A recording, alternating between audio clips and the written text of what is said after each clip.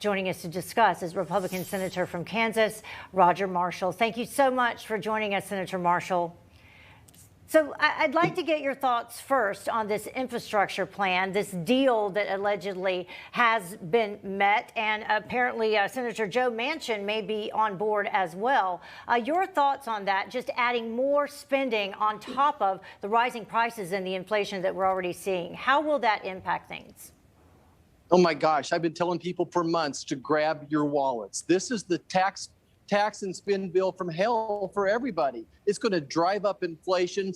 It's going to keep us from having good roads, bridges, and schools in the future because we'll be trying to pay off of our debt. I think that this is a non-starter. On the other hand, I want to just share with you that most Republicans are in favor of an affordable infrastructure plan that leads to good roads and to good bridges, something that paves our way towards a great future. But here the White House, again, is putting up roadblocks down every path that we're trying to take. Now, Senator, I want to come to you because, at some point, people's heads start spinning. We start talking about trillions of dollars after more trillions of dollars. People can't even comprehend that amount of money. Truth be told, we can't even spend that amount of money. That's why there's so much backloaded money in that going out 5 years, 7 years, 8 years. Why can't we get some type of consensus amongst common sense senators and members of the House to just say, why don't we reallocate the money we've already allocated to deal with the imminent threats facing the American people? That's a great question, but that's exactly how I would pay for the infrastructure bill that I want to do. I think I would repurpose $1 trillion that's sitting there and use it for infrastructure rather than social programs. But you're absolutely right. And we, on a bipartisan basis, the Senate has done exactly that. But this White House continues to reject it because they want the leftist socialist policies that's driving their party right now. And this $3.5 trillion plan, it includes, I think, $600 billion in new infrastructure.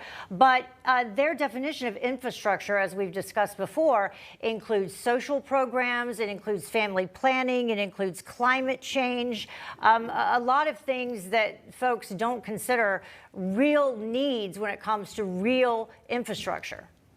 You're right. And one more point, just following up with Joe's comments there, is that I cannot understand $3.5 trillion, but I do understand many Americans are paying $100 more a week for gasoline right now. That's what we're feeling right now. This will continue to impact inflation. But you're right. This is not an infrastructure bill. This is the Green New Deal. This is social regulations, adding more and more regulations. And don't forget the tax part of this. They want to drive up your taxes, which is going to kill the economy. Now, I want to, think one of the things we haven't talked about enough, in my opinion, is the impact that this type of inflation has on seniors. You talk about those individuals living on a fixed income who sat down with financial advisors, came up with a pool of money they thought would last them for the rest of their lives. They may need to go back to those advisors and find out that turns out they're going to need to start adding more money, finding new resources, or tightening that belt in ways that are not possible. Yeah, Joe, that's spot on again. Just great economic analysis here, that inflation is really the greatest social injustice you could do to somebody. This is a regressive tax, and people who are going to really feel it are those young, hardworking families living paycheck to paycheck, as well as seniors like my parents who are at home living from paycheck to paycheck as well. So this type of inflation disproportionately hurts those that are economically challenged. Remember back in June when Federal Reserve Chairman Jerome Powell said this about prices, going back to the prices that you were referencing. Listen.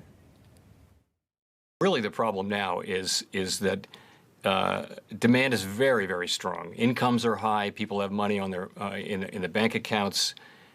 Demand for goods is extremely high, and it hasn't come down.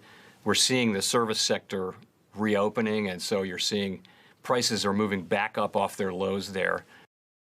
So we have this rebound in spending along with this widespread supply shortages, and they've come together and created what we're dealing with now with the rise in prices that everyone's going to have to pay for. And then on top of that, what you were just referencing, taxes that are on the way that really aren't going to just impact the top 1%. It's going to impact everyone across the board.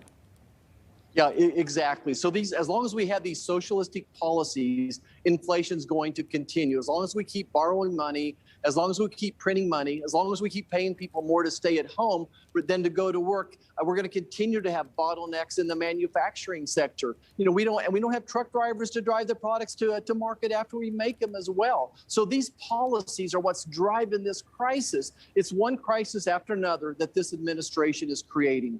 Absolutely. Well, Senator Marshall, we appreciate you helping to sound the alarm on this. We look forward to touching base with you again soon to see how this continues to develop down in D.C. Thank you so much. Talk to you soon. You're welcome. Thank you, everybody.